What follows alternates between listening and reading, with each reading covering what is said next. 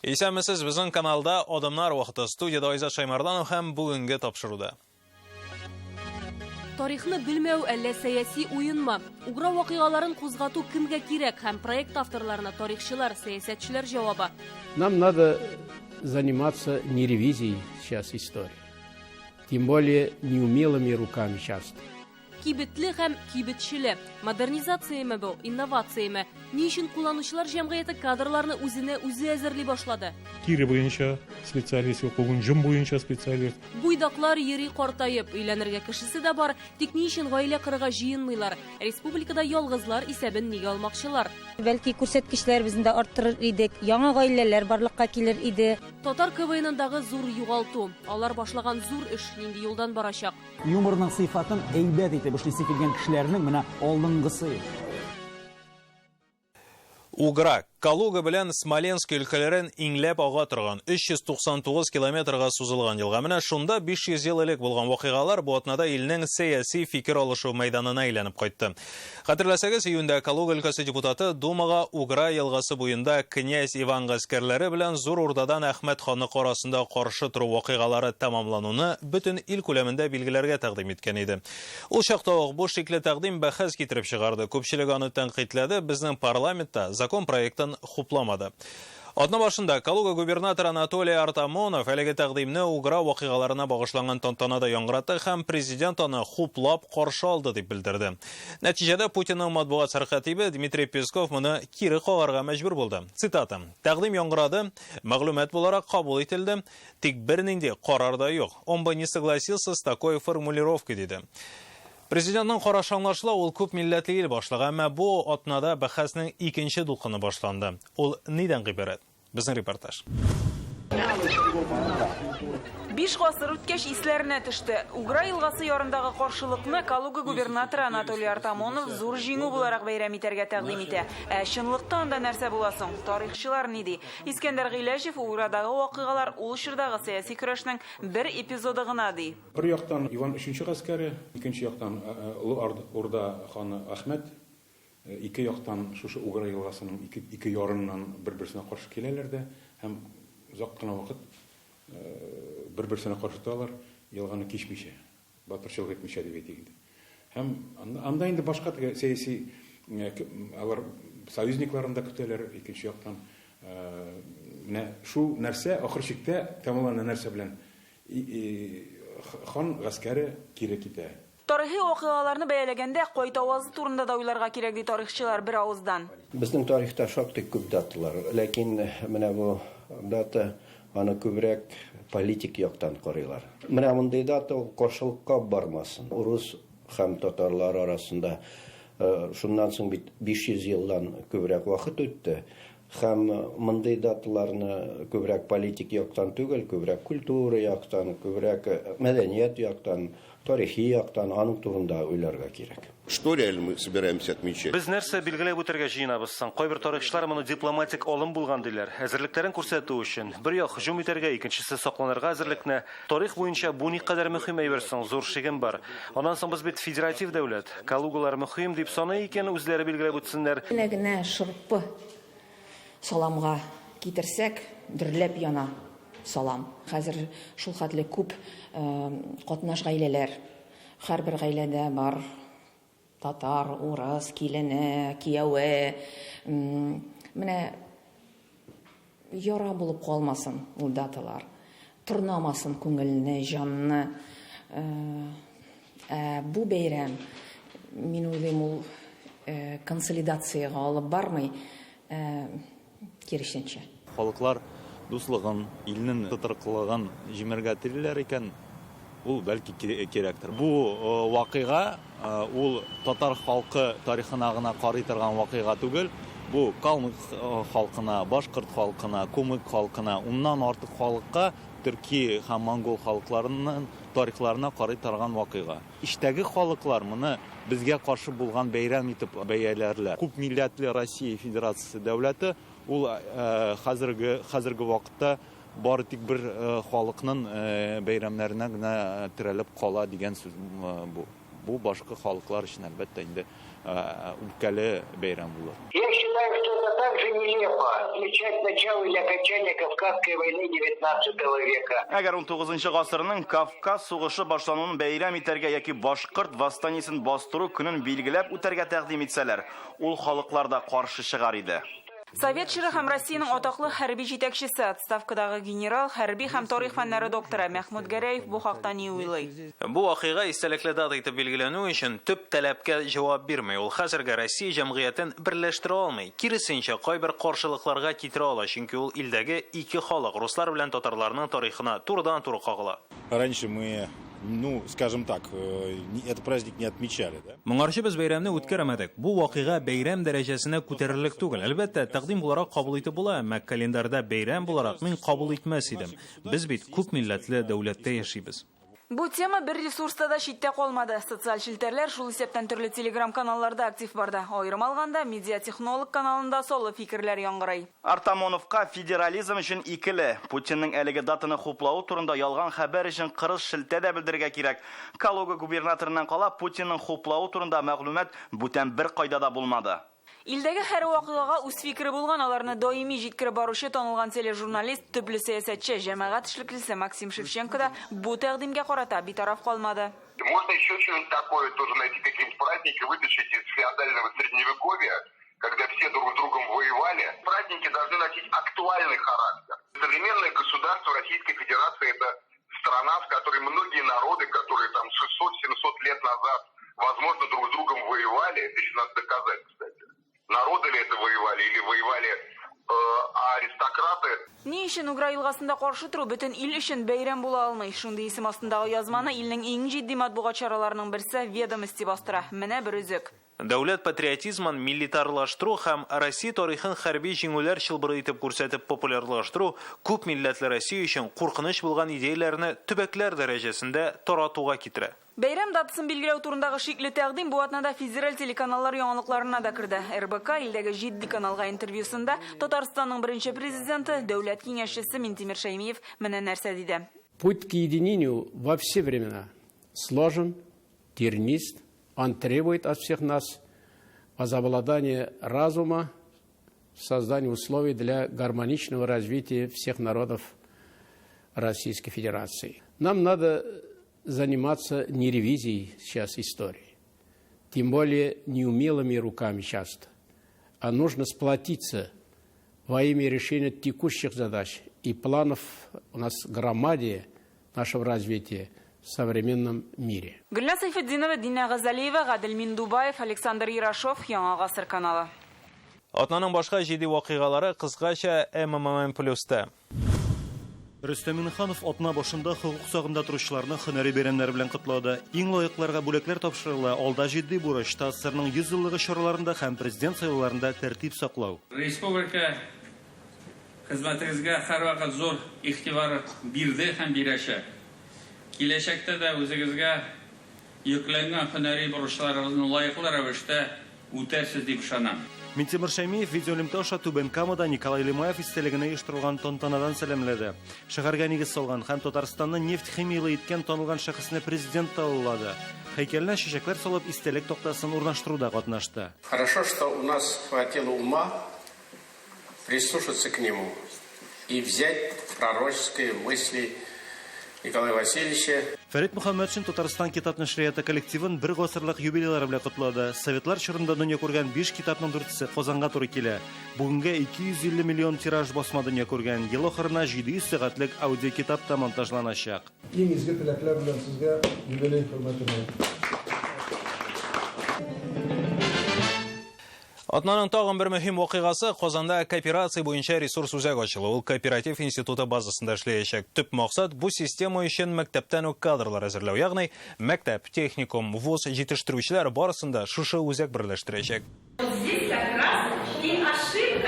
Birinchi лекция bu Qozon Kooperativ institutында оешкан ресурс үзәге. Аудиторияда студентлар белән бергә мәктәп укучылары да утыра. Алар кооперациянең ничек эшләвенә төшенә. Булачак пайчыларны әзерләячәк һәм балаларга, яшь үсмерләргә мәктәп елларыннан башлап кооперацияны нәрсә икәнен өйрәтәчәк. Әлегә 2 пилот район сайланган Әлки белән Алексеевский. Мы в школе уже думали. Без мәктәптә кул эшләнмәләре ясап, аны сату турында уйладык. Получается, какая-то группа людей. Кооперация ул бер идеяга берләшкән төркем. Берәүләр җитештерә, икенчеләр сата, финанс яктан ул эшләргә тиеш. Алексеевский районы юкка гына сайланмаган. Монда совет чорында сакланган кулланучылар җәмгыяте уңышлы эшли. 5000 пайчы, 200-гә якын хезмәткәр. Менә урман басу кырларда үсүче үләннәр җыялар. Халыктан сарык йонын кабул итәләр. Яз көне, көч көне халык тагы җыйналган алганда кабул итәбез күп. Ничә сум 1 килосы? 30 сум. Җыябыз. Ә инде икмәк һәм ит ризыклары монда һаман да совет кагыйдәләре белән эшләнә. Җитештерелгән азык-төлекне Алексеевский райпосы үз кибетләренә юллый. 2 ел элек Левашов авылында төп проблема, төп ихтыяҗ ул кибеткә була. Һәм менә 2017 ел азагында Татпотребсоюз менә шушындый яхшы кибет салып чыга. Һәм уйлап карагыз, аңа хәдәр бары тик биредә бер генә иске кибет булган. Бу 400 кешедән арткан Левашова авылында. Ләкин үрнәк буларак күрсәтелүче Алексеевскийда да кадрлар кытлыгы сизелә. Башка районнарда хәл тагын да катлаулырак. Эш шунда, хәзер халыктан җыелган чималны әзерләүче кадрлар юк. Мин укыган вакытта безнең группа, заготовительләрнең группасы бар, товароведның группасы бар, безнең техникумда укганда институтта да шулай бер бар. Бүген көндә Россиядә бер җирдә дә бүген заготовительләр чыгармый. Заготовитель дип әйтмим, даже менә әйтик тире буенча специалист, укыган җым буенча специалист. Советлар иле таркалганнан соң райпо системасы яңа шартларга тиешенчә яраклаша алмады. Бүген Татпотребсоюз карамагында 11 райпо, бер кулланучылар җәмгыяте бар. 37 мең пайчаны берләштерә. Узган ел 25 миллиард сум әйләнешкә керткән. Бу Россиядә әлегә иң уңышлы эшләүче кулланучылар җәмгыяте. Может быть, аны тулы класста әйтеп булмас ул. Может, уларның 10 кеше булыр ул. Может, 15 кеше булыр ул. Аймы? Менә шушы авыл мәктәпләрендән мин аны әйтмим, бүген шәһәр җирендә бай бер эшләп була дип. Белгечлегегә билеп, шушыңа инанып барганда, моның әйбәт нәтиҗәсе булыр иде. Кооперативка без совет төшенчәсе итеп карыйбыз, ләкин ул үзе көнбатышта барлыкка килгән һәм бүген дә Европада актив эшли. Шул ук Германияны алыйк. Анда елына 50 миллиард евро күләмендә продукцияны кооперативлар җитештерә. Ә Финляндия, Сингапур кебек илләрдә кооператив хәрәкәтендә һәр икенче кеше эшли. Бу кечкенә җитештерүчеләргә көчле монополистларга каршы торырга ярдәм итә. Совет тәҗрибәсе белән генә алга барып булмый. Ул бүгенге шартларда яши алмый. Элек барысы да дефицитка корылган иде, ә хәзер сату турында уйларга кирәк. Студент вакытыннан ук кооперативка берләшүнең бер тәҗрибәсе бар инде. Менә бу авангард студентлар кооперативы. Алар республиканың төрле районнары белән эшли, институтта кыстыбый, икмәк җитештерә һәм сатыда. Безнең студентлар кооперативы без бөтен районнар белән бик элемтәдә бик тыгыз эшлибез. Алардан чималны, сырьяларны, ничек дип әйтсәм, под реализацию бөтен товарларны алардан алабыз. Бүген республика кооперативларына яңа шартларга яраклашу бурычын президент куйды. Заманында ул үзе дә бу системада эшләгән кеше. Сегодняшняя наша система Татпотребсоюза позволяет решать эти задачи. Я считаю, что это во благо тех людей, которые живут на селе. Кооператив төзү авыл халкын эшли итү, шул рәвештә аны саклап калуны күздә тота. Айза Шаймарданов, Данил Филатов, Илшат Мөхәммәтов, Яңа Гасыр каналы. Авылдан ерак китмәбез. Хәзер атна кадакларын кагабыз да һәм ни өчен буйдаклар исәбен ала башлаулары турында сөйләячәкбез. Исәнмесез. Интернет заманы бер ялгыш ышкындырган сүз өчен бик каты үкенергә мөмкинсең. Бигрәк тә берәр түрә яки медиа шәхес булсаң. Мондый мисаллар турында даими сөйләп торабыз. Менә бу атнаны Карелиядәге бер район башлыгы дәүләттән нидер сорап йөргән кешеләр турында булай дигән имеш. Лицензиям булса, 4-сен атар идем, калганнары тынычланыр иде. Хәзер глава әйтмәдем ди, ә кайбер депутатлар ишеттек әйтте ди. Нидер сорап йөрүчеләр дигәннән бу атнаны Алтайда бер ханым Медведев каршында тезләнде хәтта, җылы су сорап. Аннары сакчылар подножка куйган дигән сүз чыкты. Аннары матбугат сәркәтибе моны инкар итте. Иң шатландырганы шул, ярый әле бу мизгелдә Карелиядәге теге район башлыгы килеп чыкмады, лицензия белән. Медведев апаның сүзен тыңлаган, мәсьәләне хәл иткән. Денег нет, но вы держитесь, дияр иде, башка берәү булса. Чистай районында бу атнаны бер геройны бүләкләделәр. Денис Чепурин янгыннан кичкенә кыз баланы коткарган. Моның өчен район җитәкчелеге аны рәхмәт хаты белән бүләкләде һәм бабам ит тарткыч белән мясорубка. Идиот! Дитя мороженое! Гомумән, мондый очракларда бүләк алу әллә ничек. Алсаң, шуның өчен коткарган сыман килеп чыга. Утлар, сулар аша, ит тарткышка. Икенче яктан, чын күңелдән биргәч, алмау да уңайсыз. Күпләр Чистай хакимиятен үзен утка салды, тәнкыйть утына. Янәсе, кеше гомере ит тарткыч белән бер йөри аламыни? Алай дисәң, кеше гомере белән үлчәрлек бер генә материаль әйбердә юк инде ул бу дөньяда. Мин исә киресен сукалыйм. Шәп бүләк бу. Ит тарткыч чын мужикларча бүләк. Узган елны әнә Пермдә урманда югалган балаларны тапкан өчен әзмәвердәй аучы мужикларга маникюр, педикюр наборлары бүләк иткәннәр иде. Менә анысы да. Сәхифәбез ахырында бер видео. Аны төнгә каршы карый күрмәгез. Кытайда кеше чырайлы балык күргәннәр. Тәңкәле җанвар яр буена килә дә нәрсәдер әйтмәкче буласыман. Хәзер бөтен нәрсә Кытайда уйлап табыла һәм Кытайда эшләнә. Кеше башлы балык башка илдән чыкмас бит инде. Бу видеоны күргәч, сакаллы мәзәк искә төште. Балыкчы үзенең эте белән яр буенда утыра. Бер заман судан балык чыга да, яхшырак су алчаннар элегез әле ди, һәм кире суга шума. Сүзсез калган балыкчы этенә эндәшә. Син дә үрмәдең ичмасам. Соң мин үзем дә шок хәлендә калдым ди эте, һәм тәмәкесен киретеп җибәрә. Россиядә өйләнмәгән егетләр саны кияүгә чыкмаган хатын-кызлардан 2 тапкырга арткан. Җәмәгатьчелек фикерен исәпкә алучы бөтен Россия үзәге шундый мәгълүмат җиткерде. Илдәге ир-атларның 16% буйдагы, хатын-кызларның 7% ялгыз. Татарстанда монда искәрмә түгел. Яңа саннарны 2020 елгы халык исәбен алу күрсәтер, әмма соңгысы буенча республикада 400 меңнән артык ялгыз егет-кыз бар. 2014 елда районда буйдакларны бер санаганнар иде инде. Әлеге 5 ел эчендә хәл үзгәргән, тик өйләнмәүнең яңа сәбәпләре дә барлыкка килгән. Аларның барысында хәзер Рания Абдрахманова белә. Рөстәм Кыямовка 27 яшь, Казан энергетик университетын тәмамлаган, хәзер район хакимиятендә IT белгеч булып эшли. Буш вакытында спорт белән шөгыльләнергә ярата, футбол, бадминтон белән кызыксына. Әле өйләнмәгән, сөйгән кызы юк икән, күңелгә якын кешене очратмадым ди. Минем уйламча, димәк, минем зур гашык булмаган мин. Күп итеп. Шуңа күрә өйләнүем әле пока турып тора әле. Акыллы булсын, үзен шибәр булсын инде. Азат Закиров иҗат кешесе, кичкенәдән сәхнәдә Шумкова авыл мәдәният йорты җитәкчесе булып эшли. Берәбегез, утыручы. Егеткә 34 яшь, ул да өйләнмәгән, әти-әнисе белән үз йортларында яшиләр. Гаилә корырга ашыкмый, туры килгән кыз юк ди. Ирне санап яшәүче булып тормышта. Балаларны тәрбияләп идә утырса, миңа шул җитә.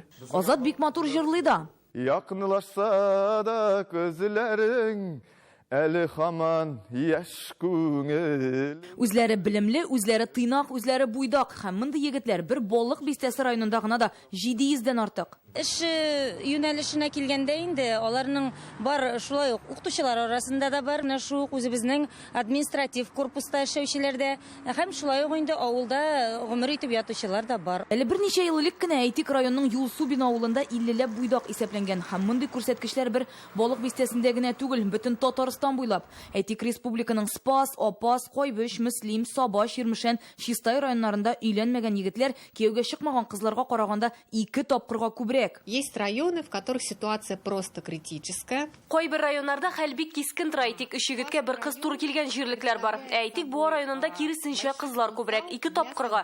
Кайбер районнарда ялгызлар саны кими, тик барыбер өйләнмәгән егетләр йөрәге буш кызларга караганда күбрәк. Соңгы тапкыр халык санын алганда Татарстанда 400 меңнән артык гаиләсез 30-45 яшьлек егет-кыз исәпләнгән. Яртысыннан артыгы ир-атлар. Хәл үзгәргәндер дип уйламый демографлар. Ялгыз яшәү һаман да модада. Авыл һәм район җирлекләрендә яшәүче потенциаль кияү белән кәләшләр санында шундый зур аерма булу нәрсәгә бәйле соң? Белгечләр сүзенә караганда хәзер яшьләр күпләп мәхәббәт һәм бәхет эзләп шәһәргә китә икән. Хатын-кызлар бигрәктән. Әйтик, соңгы елларда калага килүче авыл кызлары саны егетләр белән чагыштырганда 4 тапкырга күбрәк диләр. Икенче сәбәп хатын-кызларның үз-үзенә ышанычы арту. Үзләрен үзләре кайгырта, кияүгә чыгуның кирәген күрмиләр. Өченчесе аралашу мөхитенең алмашынуы. Хәзер өйдә япа-ялгыз яшәп тә интернетың булса, ялгызлыкны сизмәскә мөмкин. 4нче сәбәп гомер озынлыгының артуы. Сильно отодвинулся период вступления в брак. Гаилә кору яше үзгәрде, уртача 24 яшь. Бу күбрәк хатын-кызлардан да түгел, ирләрдән тора дияр идем. Сораштыру күрсәткәнчә, ирләр өйләнер өчен 30 яшьне кулай дип күрә. Беренче һәм аннан соңгы бала табу яшьләре дә соңара. Бу исә турыдан-туры демографиягә тәэсир ясый. Тикшерү күрсәткәнчә 2050 елга Татарстанда халык саны 50 меңгә кимиячәк. Бу республиканың 2 районы халкы дигән сүз. Моны булдырмас өчен хәзердән үк чара күрергә кирәк дип белгечләр. Иң беренче эш итеп буйдакларның исәбен җыю бурычы тора. Бу турыда инде 2016 елда ук сүз чыккан иде. Ул вакытта авыл җирендәге буйдакларның яшәешен өйрәнү өчен сораштыру уздырдылар. Бездә моны 1000 ярым кешенең инде дип әйтим бер яртылаш дисәм дә була. Аласы яше белә бергә инде. Менә туу буенча быел балалар егетләр күбрәк туган. 13 районнан мәгълүмат туплаганнан соң эшнең нәтиҗәсе күренә. Районнарда яшьләрне таныштыру максатыннан клублар оеша. Безнең районыбызның мәдәният йорты нигезендә гашыйклар дип исемләнгән клуб эшләп килә. Бу бит инде бик четерекле мәсьәлә. Һәрбер кешенең үзәгеннән үтә торган. Шуңа күрә бәлки бу клубка әле безнең килеп җитмәгән шәхесләребез дә бардыр. Бүгенге көндә безнең ялгызаклар клубы коллективында 98 хатын-кыз, 78 ир-ат бар. Ялгызаклар клубында даими төрле чаралар үткәрелеп килә. Азнакайда яучылар клубы оешкан. Соңгы 5 елда ЗАГС, яучылар һәм ялгызаклар клубы хезмәттәшлеге нәтиҗәсендә 13 пар барлыкка килгән. Хәзер 2шәр бала үстерүчеләр бар. Гөлназ ирен гашыйклар клубында очрата. Менә шунда мин үзем тормыш иптәшем беренче күрүгә ошатты. Иң беренче үзем барып, тотып алып, биергә чакырды. Менә шуннан танышып киттек. Аллага шөкер, без хәзер 4нче ел бергә. Моннан тыш районнарда яшьләрне кичкенәдән үк ылы тормышка әзерлиләр. Мәктәпләрдә гаилә нигезләре дәресе бар. Яшьләр алдында гаилә авторитетын күтәрер өчен без аны үткәрәбез. Без барлык үткәргән мәҗлесләрне сайтларда куябыз. Тик буйдаклар саны ник кимеми? Элеккеге вакытта кеше иләнмәгән кеше ул үзен ким хис итә иде. Кияүгә чыга алмыйча калган кыз бала да үзен икенче төрлерәк тота иде. Хәзер бөтен нәрсәгә дә җиңел карый җәмгыять.